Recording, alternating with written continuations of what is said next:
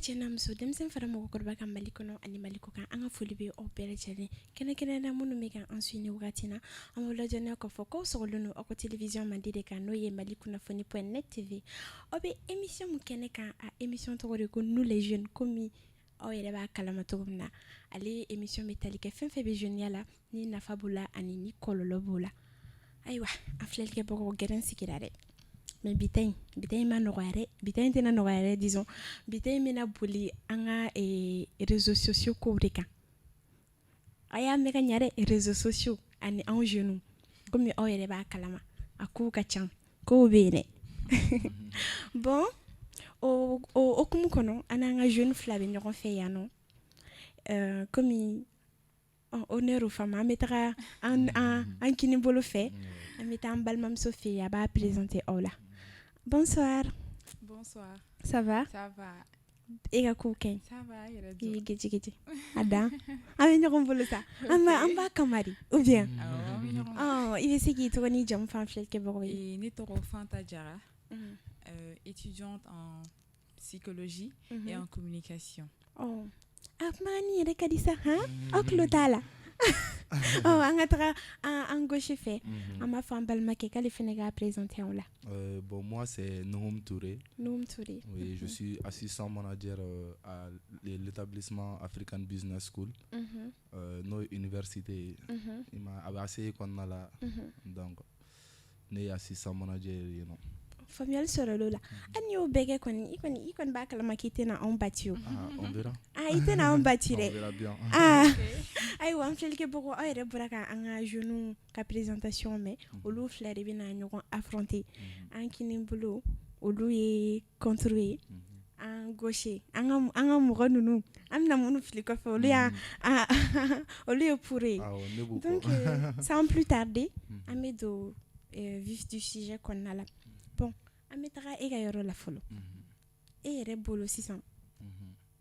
d'abord fɔlɔ sani an ka don sujet kɔnɔ fɛn jumɛn yɛrɛ fɔlɔ bɛ jeune pousser ka yɛlɛ réseaux sociaux kan fɔlɔ? Bon o yɔrɔ la ne bɛ se ka mun fɔ mun bɛ jeune pousser ka don sur les réseaux sociaux o ye de parce que u bɛ mɔgɔ camanw ne les américains dugu wɛrɛ mɔgɔw donc olu bɛ se a kɛcogo ɲuman na donc u bɛ photo ɲɛnamaw ta u bɛ vidéo ɲɛnamaw kɛ donc u bɛ fɛ k'olu ladege quoi. E bolo o de don voilà donc o de bɛ jeune caman yɛrɛ pousser k'u bila réseaux sociaux sanfɛ ani mɔgɔ caman fana ta ye mun ye donc u bɛ fɛ u bɛ yɔrɔ mun na u ka fɛnw ka se ka bɔ yɔrɔ wɛrɛ mɔgɔw ko a ye quoi. Voilà donc comme an b'a fɔ cogoya min na ko marketing donc o de don quoi e yɛrɛ bolo. Voilà. Problème t'a la Fatumata e yɛrɛ bolo sisan fɛn jumɛn bɛ jeune ninnu k'u pousser ka yɛlɛ réseaux sociaux kan fɔlɔ?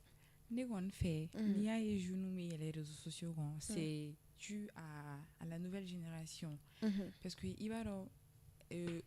comme il l'a si bien dit sur ce point là je le soutiens un peu parce que a bɛ se ka kɛ n'u mago bɛ followers caman na plus de like olu fɛn ninnu u b'u pousser k'u bila la à la nouvelle technologie tout le monde a accès aux réseaux sociaux maintenant voilà selon moi c'est ça. Voilà. L'accessibilité à tous les réseaux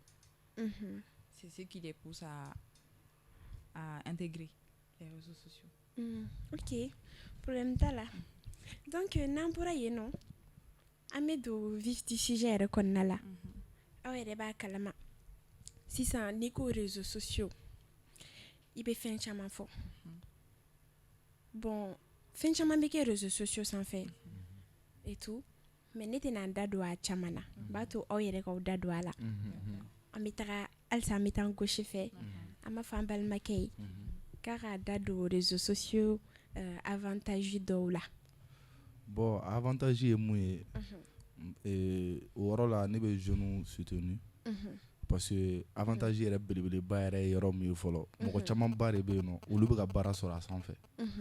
donc u bɛ photo ɲɛnamaw ta u bɛ vidéo ɲɛnamaw kɛ donc u b'a bila sur les réseaux sociaux donc baarakɛyɔrɔ dɔw b'a ye u b'a fɔ bon nin bɛ se k'an ka affaire kɛ comme an yɛrɛ y'a ye cogoya min na denmisɛnnin caman yɛrɛ bɛ denmisɛnnin npogotigini caman bɛ yen nɔ olu yɛrɛ bɛ ka taa médiaw la ka taa fɛnw kɛ donc a caman sababuya y'o ye quoi donc o ye avantage dɔ ye jeunes bɛ ka baara sɔrɔ a sanfɛ bon il y a des inconvénients aussi mais n m'o to ale ma i b'o to ale ma ayi bon awɔ problème t'a la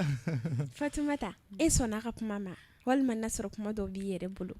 bon n tɛ se k'a fɔ n bɛ ban parce que a dabɔra min kama a tɛ ka k'o ye quoi réseaux sociaux dabɔra mɔgɔw ka échanger mɔgɔw ka ɲɔgɔn dɔn fɛn wɛrɛw bɛ na kɔfɛ quoi mais a tɛ ka kɛ o ye an bɛ yɔrɔ min na i ko sisan parce que manamanako cayara a sanfɛ trop photo lankolonbilaw bɛ yen nɔ fɛnw bɛ bila a sugu bɛɛ bɛ kɛ quoi voilà mɔgɔw bɛ arnaquer et tout fɛn caman bɛ k'a kan bon comme i yɛrɛ i y'i da don déjà i y'i da don a la ko réseaux sociaux dabɔra fɛn minnu kama an bɛ segin ka taa a ka yɔrɔ la a yɛrɛ bolo réseaux sociaux dabɔlen don mun kama a ko fɔ an ye bon n y'o de fɔ ɲɛna kuma daminɛ réseaux sociaux dabɔlen don mun kama o ye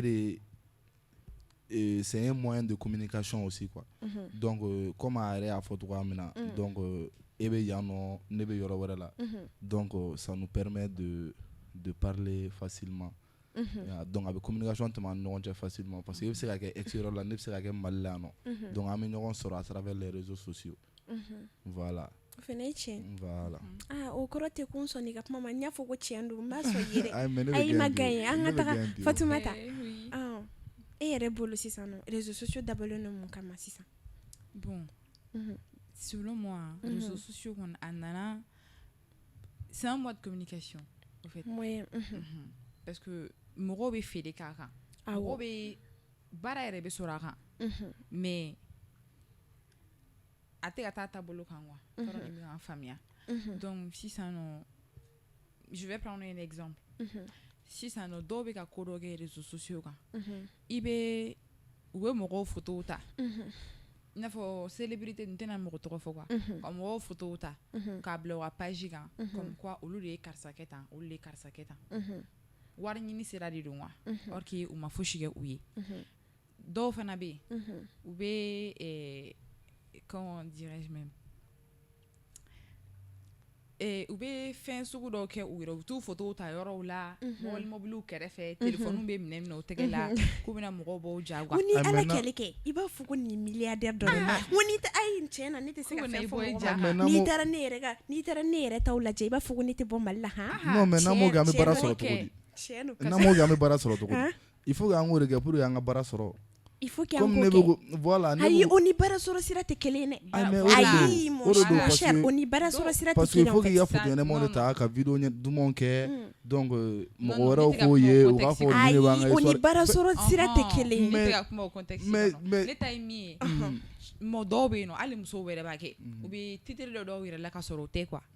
e bɛ se ka taa ne bɛ se ka taa n jɔyɔrɔ dɔ la sisan nɔ ka sɔrɔ a se tɛ n yɛrɛ n bɛ taa n jɔyɔrɔ dɔ la sisan ka n photo ta ka dɔ ka téléphone minɛ ka n photo ta n'a ye k'a fɔ dɔ b'a fɔ ko nin ye ne ka sɔrɔ a tɛ n bolo yɛrɛ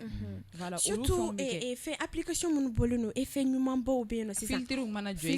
jɔ i kan jɔn b'a fɔ ko ne bɛ bɔ Mali la mais ça revient à ce que moi j'ai dit ayi baara sɔrɔ sira ninnu tɛ kelen par exemple sisan mɔgɔ caman b'a kɛ pour que u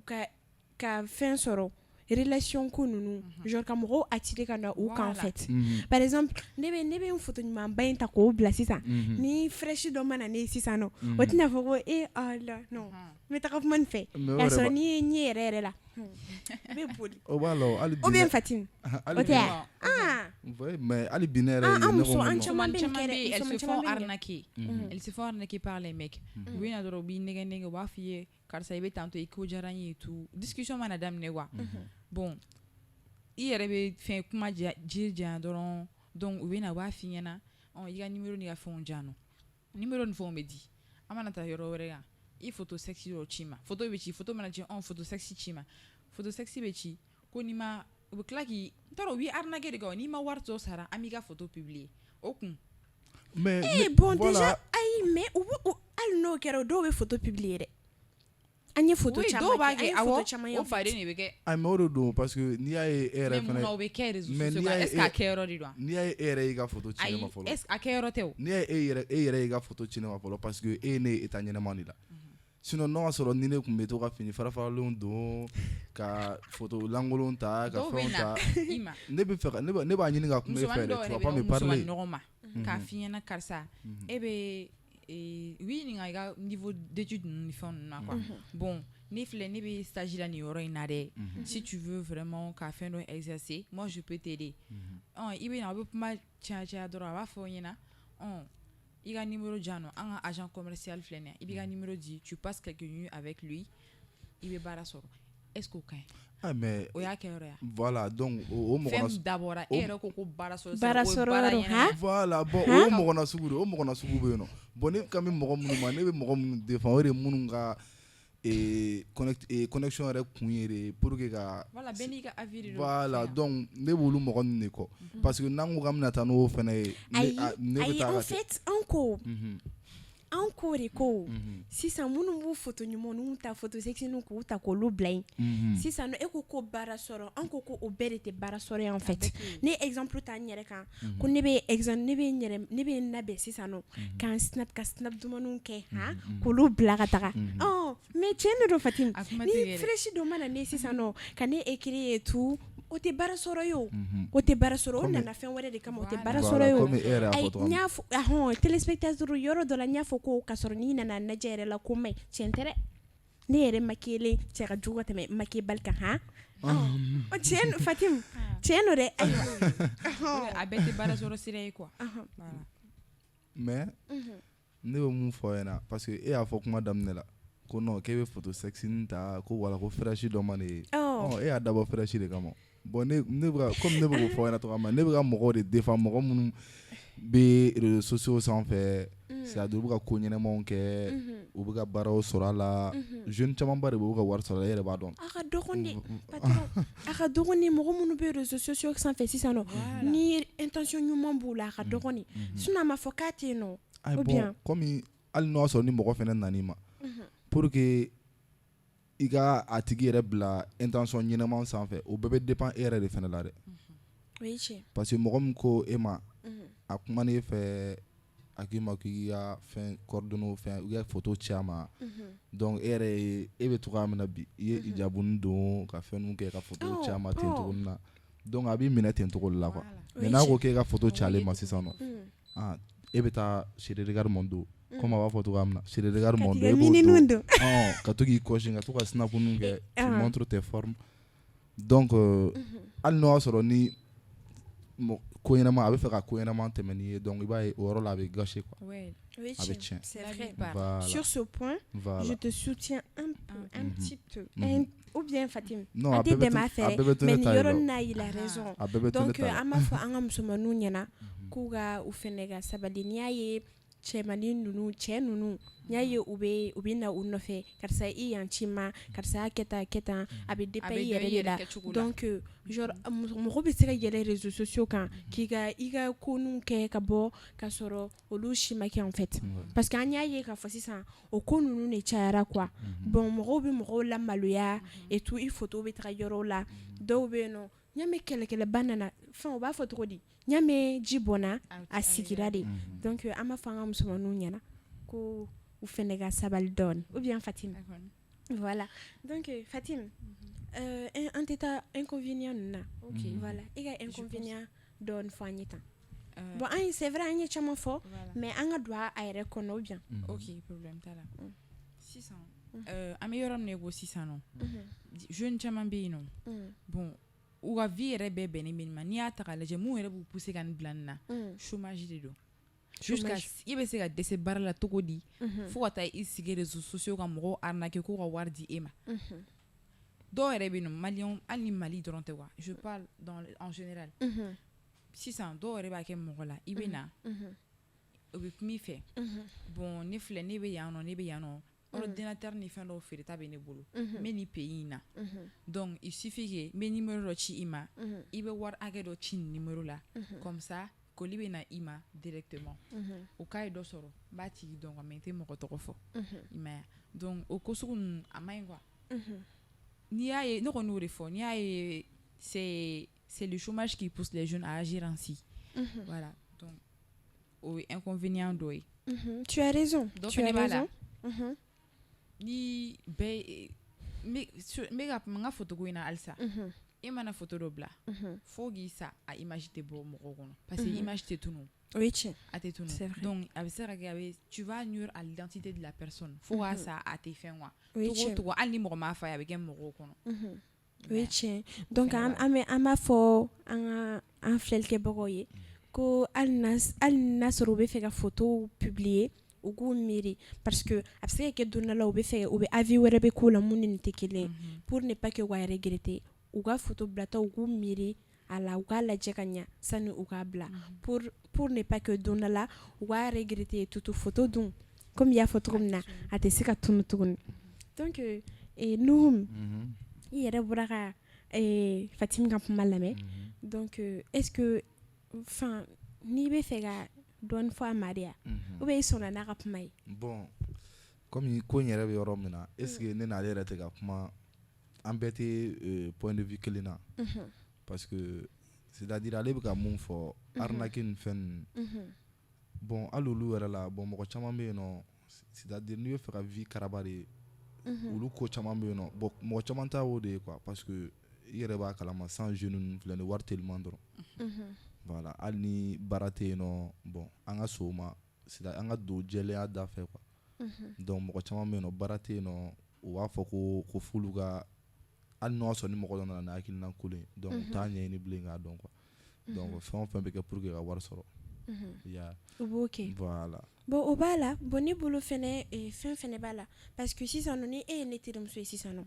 e bɛ ka photo dumanuw ta k'olu bila ye tout bon ne filɛ nin ne tɛ k'olu kɛ i m'a ye donc o fɛnɛ bɛ ne bolo fɛnɛ bɛ ne pousser ka o ko ninnu kɛ ye tout bon ne ɲɛ b'a la fɛnɛ ne bɛ ka dɔn ale ne terimuso o bɛ ka to k'olu kɛ ale bɛ ka dɔn quoi donc o bɛ ne fɛnɛ pousser k'a kɛ ou bien a bɛ diya i ye de dɛ sinon mɔgɔ tɛ mɔgɔ fɛn ka bila nin na dɛ o fɛnɛ b'a la dɛ mais a caman b'o ye a bɛ kɛ pour que i ka tɔgɔ sɔrɔ nafari tɔgɔ in yɛrɛ i kɛra tɔgɔtigi fɛnɛ ko dɔw bɛ yen n'a kɛrɛla f'a ka ku i la dɔw dun filɛ o tɛ se ka bɛn encaisser o ye tiɲɛ mɔgɔ kɔni y'i ta karisa fɛ parce que karisa ye nin kɛ fo n fɛnɛ k'a kɛ quoi o dun de y'an ka vie ye dɛ o tɛ réseaux sociaux dɔrɔn kɛ o y'an ka vie bɛɛ an ka vie bɛɛ de bɛɛ ko nin bɛ nin bolo fo n fɛnɛ ka nin sɔrɔ fo n fɛnɛ ka nin sɔrɔ i m'a ye i bɛ sara jugu cɛ laban na o fɛnɛ ye tiɲɛ bon an y'a jateminɛ fɛnɛ k'a ye ko réseaux sociaux sanfɛ mɔgɔw dɔw fɛnɛ bɛ yen olu bɛ fɛn ninnu u tɔgɔ filɛ ka ban kɔnɔ mori exactement moriya baara ninnu u b'o olu kɛ et tout bon aw avis ye mun ye quoi en fait ne tun y'o fɔ ka ban mais ne y'o de fɔ cintanya de bɛ nana ye ou bien wari i tɛ baara la i ka baara est-ce que aw dalen don olu la fɔlɔ non même pas wari la tiɲɛ de don e dalen t'a la munna parce que en fait mɔgɔ dɔw bɛ yen nɔ olu dalen don o la et tout bon a bɛ dépend mɔgɔw ka culture fɛnɛ la parce que n'i y'a mɛn a bɛ ka caya c'est que mɔgɔ dɔw de bɛ ka da o la o voilà dɔw ka culture fɛnɛ ka baara bɛɛ ye nin ko sugu ninnu ye culture dɔw bɛ yen nɔ pays dɔw yɛrɛ bɛ yen olu ka baara yɛrɛ de ye ninnu ye i m'a ye bon yan nɔ silamɛya barika ka bon yan nɔ mɔgɔw tɛ da la bɛɛ ko ala de an dun yɛrɛ bɛ ala de kɔ est-ce que Fatima o kuma nin ye tiɲɛ ye tiɲɛ don de an bɛɛ bɛ ala de kɔ k'an k'a di ala ma problème t'a la n'i y'o fɔ sinon ne bolo o yɔrɔnin na maliyɛnw kɔni non même pas maliyɛnw dalen don a la maliyɛnw fɛnɛ dalen don a la en fait parce que an ne yɛrɛ bɛ mɔgɔ dɔw dɔn si ayi mais c'est vrai ne bɛ mɔgɔ dɔw dɔn olu fɛnɛ genre u dalen don nin ko ninnu na quoi u ka wariw bɛ taa nin ko ninnu na kojugu ka caya en fait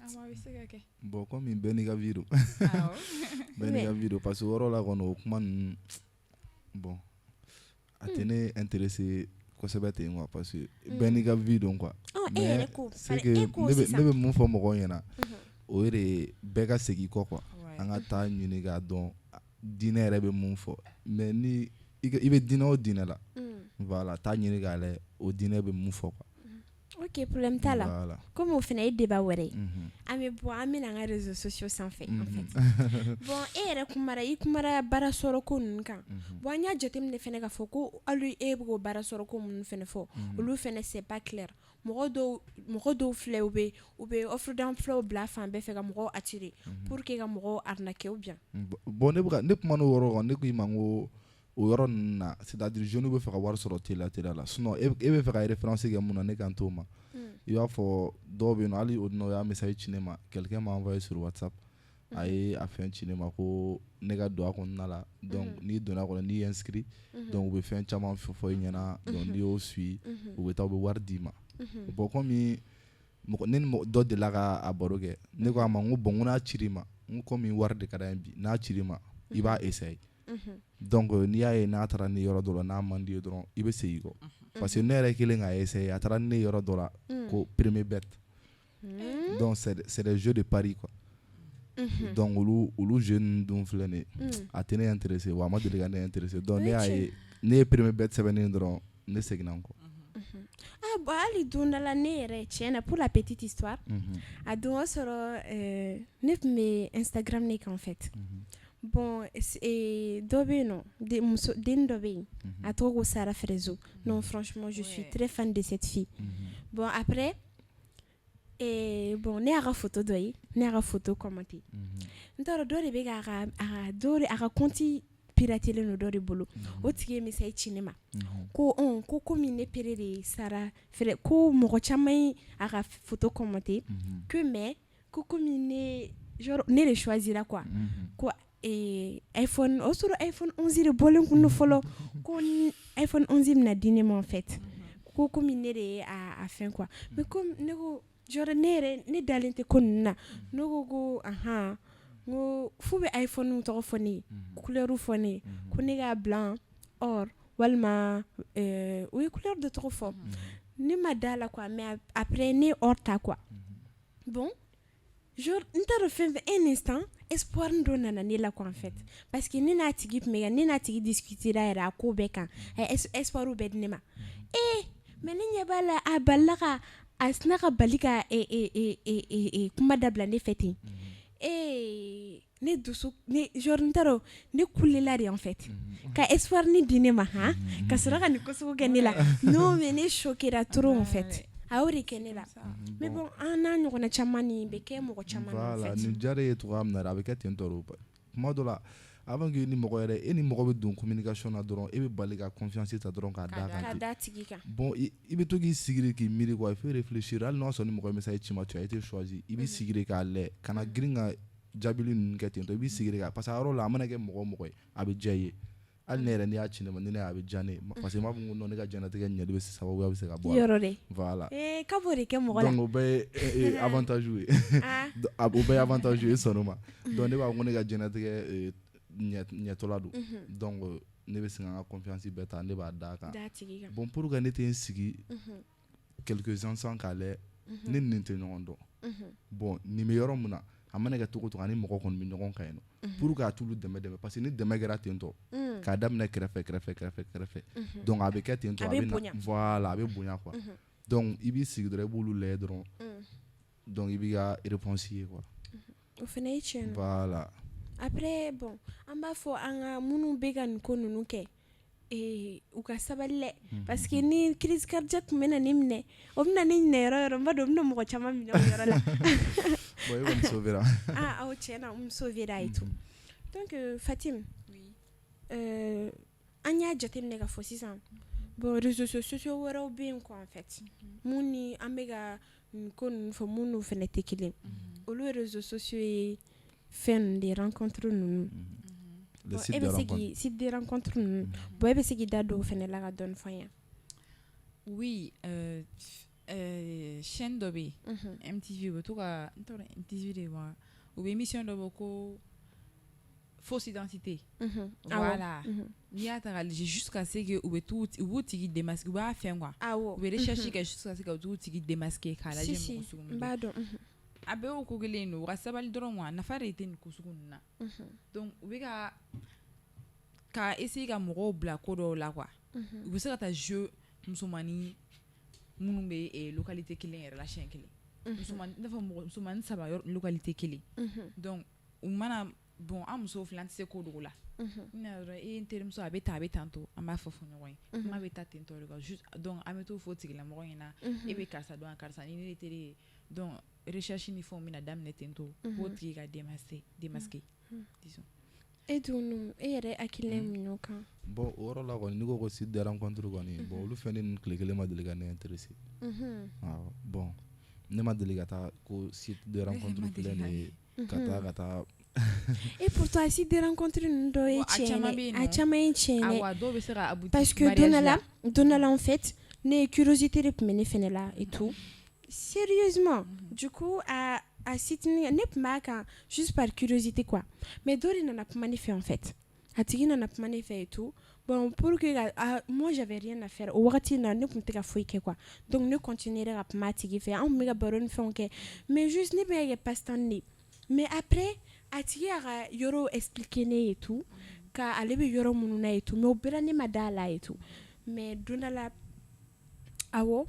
ye rendez-vous di ne ma ko ne ka taga a yɔrɔ la ayi awɔ an ye rendez-vous di ɲɔgɔn ma yɔrɔ dɔ de la quoi en fait mais a don su ne ni n kɔrɔmuso an fɛnɛ tun kan ka bɔ bon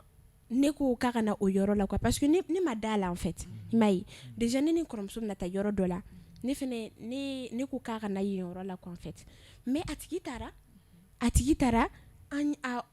enfin on a sympathisé en fait mais après ne yɛrɛ tilala k'a fɔ ɲɛna ko karisa tiɲɛ yɛrɛ la ne tun bɛ ka kuma fɛn mais ne tun ma da la ko e yɛrɛ de don quoi mais halisa ne n'a tigi bɛ contact la an b'an ka baroniw kɛ an b'an ka voilà sinon a yɔrɔ dɔw la c'est tiɲɛ don dɛ en fait voilà bon o yɔrɔnin yɛrɛ la n bɛna avantage dɔ fɔ o yɔrɔ la o yɔrɔ la n'i y'a yɛrɛ e ye chance d'a ma fɔ aw ka ɲɔgɔn ye yɛrɛ c'est parce que a m'i lakasalama bila bon a m'i lakasalama bila voilà n bɛ photo ɲɛnamaninw ta a tun bɛ to ka voilà donc o yɔrɔ o de ye donc o de ye poussé ka na fo o yɔrɔnin na ne b'o de fɔ ɲɛna arnaque caman bɛ yen nɔ a caman bɛ k'olu suguya ninnu de ye quoi parce que c'est-à-dire i b'a bila i kunna tuma dɔ la fɛnɛ il faut pas aller trop vite ko mun kan ka kɛ o bɛ kɛ de i ma donc n'i y'o bila i kunna ko caman bɛ yen nɔ kɔni i bɛ kisi a ma quoi voilà donc an kana pressé ko ma an kana pressé ko ma an filɛlikɛbagaw yɛrɛ bɔra ka an ka mɔgɔw ka kuma lamɛn donc bon comme émission sera a kuncɛyɔrɔ la Fatim e yɛrɛ solution minnu bɛ e yɛrɛ bolo ka fɔ an filɛlikɛbagaw ye ne fɛ kɔni ni ko ninnu vraiment il est temps d'arrêter ces choses là quoi ni sera dabila yɛrɛ de wa parce que fɛn tɛ ka wala fo don o don ko dɔ de bɛ ka kɛ donc ne kɔni bɛ mun fɔ jeunesse ye an ka sabali an ka taa dɔɔni dɔɔni fotolankolon bila arnaqueli an ka dɔ k'an yɛrɛ ye o ka fisa ni manamana ko ninnu ye wa walayi nafa t'a la quoi n'i ma dɔ ka tu n'es pas à l'image de quelqu'un i bɛna taa mɔgɔ dɔ lase ko sugu dɔ ma ko ma se yɔrɔ min yɛrɛ mɔgɔ bɛ ko daminɛ de t'a laban dɔn wa donc an ka sabali o de bɛ ne fɛ ka fɔ ye komi an yɛrɛ a fɔ cogo min na n'i y'a mɛn ji bɔnna a cɛra de n'i y'a mɛn ni mɔgɔ ye nin ko kɛ na a ye n ka photo kɛ tan a ye n kɛ tan c'est que e de y'a envoyé a ma donc an fɛnɛ an ka miiri n'o solution dɔ bɛ e yɛrɛ bolo wa bon ne kɔni ka solution ye mun ye kɔni minnu bɛ réseaux sociaux sanfɛ bon ne t'aw contre la ne tɛ c'est bien ko minnu c'est bien mais ne bɛ don fɛn na i k'i jija ka kɛ fɛn ɲuman ye quoi donc ne bɛ mun fɔ ɲɛna comme solution ka ko ɲumanw kɛ c'est-à-dire yɔrɔ don hali i bɛ se k'i to Mali la ni dɔ bɛ ɲɔgɔn sɔrɔ hali extérieur la donc tu auras la chance aw bɛ ɲɔgɔn dɔn donc ko caman bɛ se ka bɔ o sababuya la quoi o ye tiɲɛ parce que hali dɔw yɛrɛ bɛ extérieur la ne n'a tun bɛ kuma dɔrɔn de en fait ne n'a tun bɛ baro dɔrɔn de kɛ baro simple ninnu fo ka taa fɔ an ye plus de 5 ans ninnu an bɛ baro dɔrɔn de kɛ mais a nana Mali la don tuma min na bon a y'a ɲini ka ne ye a ye ne bɔ hali sini ne bɛ contact la en fait i m'a ye olu ko sugu ninnu caman b'a kɔnɔ bon a ye fɛn caman lase ne ma alhamdulillah n b'a fo voilà donc n bɛna mun fara solution kan tuguni o ye de an kana pressé ka ni mɔgɔ k'i ma ko photo ɲɛnamaw ci mɔgɔ n'a b'i fɛ n'a b'i i ka ko la quoi donc n'a bɛ fɛ ko ka taa ɲɛfɛ donc n'a k'i ma k'i ka photo ci e ka a jalama photo ci a ma bɛ donc mɔgɔ sɔnni a jalama na donc o ko de ye kosɛbɛ ye quoi donc ne aja photo ci a ma n'a k'i ma non karisa ne mɔgɔ tɛ nin photo nin na sa donc kabini o yɔrɔ la fɛɛrɛ minɛ quoi i b'a dɔn k'a fɔ o tɛ ko ɲuman tɛ nin tigi kɔnɔ voilà donc an ka photo lankolon ni vidéo lankolon ni cicili ninnu dabila an k'olu dabila voilà parce que mɔgɔ yɛrɛ hakilina tɛ kelen ne yɛrɛ mun sigilen filɛ nin c'est-à-dire ne bɛ maloya nin na yɛrɛ quoi k'a fɔ i ɲɛna yɛrɛ quoi ko photo lankolon ci ma ne bɛ maloya la yɛrɛ quoi je peux pas dire wallahi n bɛ maloya la problème t'a la voilà n'i ko ten tɔ ayiwa an filɛlikɛbagaw e yɛrɛ bɔra ka an ka mɔgɔw ka kuma lamɛn bon u ye solution caman di ne yɛrɛ bɛ solution min fara a kan aw yɛrɛ b'a kalama an bɛ wagati min na an ka pays bɛ wagati min na an bɛ transition de kɔnɔna la en fait donc projet bɛ minnu bolo u k'u ka projet bila en ligne parce que comme u bɛ to ka kuma dɔ fɔ c'est vrai ko bi bi in na n'i tɛ réseaux sociaux kan genre fɛn caman bɛ taa k'i dan en fait et pourtant c'est vrai mɔgɔw dɔw bɛ yen nɔ u bɛ feere kɛ réseaux sociaux sanfɛ u ka feere bɛ taga ɲɛ yɛrɛ yɛrɛ voilà bon n'a sɔrɔ projet minnu bɛ minnu fɛnɛ bolo n'o ye offre i n'a fɔ offre d'emploi ninnu minnu b'a kɛ ka arnaquer kɛ s'il vous plaît an b'a fɔ aw k'a dabila parce que jeunes minnu bɛ yen nɔ espoir de b'o la en fait u b'a fɔ k'u bɛ baara sɔrɔ alors que aw bɛ taga donc an b'a fɔ aw ɲɛna ko aw ka sabali ni projet bɛ minnu bolo u k'u ka projet bila en ligne en fait walasa baara ka caya Mali kɔnɔ a kɛra yɔrɔ o yɔrɔ en fait mɔgɔ i kɛra togo o togo kana ni ko mun tɛ bɛn i ma kana kɛ mɔgɔ wɛrɛ la en fait a tɛ foyi ɲɛ mɔgɔ ye bon an b'a fɔ jeunes fɛnɛ ɲɛna k'u fɛnɛ ka sabali c'est pas parce que ne terimuso bɛ nin vie ninnu kɛ ko ne yɛrɛ bɛ se ka vie ninnu kɛ donc i ka sabali i bolo da i dusuka mɔsiri ani masiri ou bien voilà comme an sera émission kuncɛyɔrɔ la Fatime ni kuma laban min b'i bolo ka fɔ an filɛlikɛbagaw ye bon m'o fo de m'avoir invité voilà a diyara n ye a bɛnna ma parce que thème in yɛrɛ quoi c'est très très très important donc halisa o ko kelen de don donc n'aw bɛ se ka mɔgɔw la sensibiliser cogo sugu bɛɛ la quoi donc u ka nin ko nin dabila non y a pas de souci comme i yɛrɛ b'a kalan an filɛ an b'o de kama yan en fait comme n'i ye nous les jeunes yɛrɛ fɔ kɛ an b'a bɛɛ de fɔ tabu foyi tɛ yen nɔ bi yɛrɛ an ye dɔw to yen nɔ parce que an kana n'an y'a fɔ problème kana sa mais sinon ayiwa bon ne ka kuma laban bɛ se ka kɛ mun ye n b'aw fo ka waleɲuman dɔn donc n nana aw ka kɛnɛ kan bi a diyara n ye a bonyana ma donc ce que je vais dire aw bɛ ka baara min kɛ baara ɲɛnɛman don ka jeunes ta ka n'u bila derrière les caméras u ka se k'u hakilinaw fɔ kɛso jeunes ninnu dun tɛ sɔn jeunes ninnu u b'a fɔ k'u bɛ siran caméra ɲɛ dɛ alors que même pas ni fɛn min ni mɔgɔ mun ni i bɛ fɛ ka na enfin ni ko b'i kɔnɔ en fait i b'an contacter problème foyi t'a la i bɛ nin hakilinata di problème foyi t'a la tant que n'a bɛ jeunes ninnu sensibiliser tant que n'a bɛ jeunes bila ka taa sira ɲuman kan tu es la bienvenue ici o kɔni donc o la n ka kuma ɲɛna kɔni i ka kuma ɲɛna voilà i ka kuma ɲɛna d'accord ok donc an b'a fɔ ko aw fila aw merci beaucoup aw nana an ka plateau sanfɛ an ka foli belebeleba b'aw ye an ka foli belebeleba bɛ an filɛlikɛbagaw fɛnɛ ye ne bolo aw ye faamuya caman sɔrɔ nin émission in na bon an tɛna kuma janya tuguni an b'a fɔ ko aw kan bɛn a ɲɔgɔnna wɛrɛ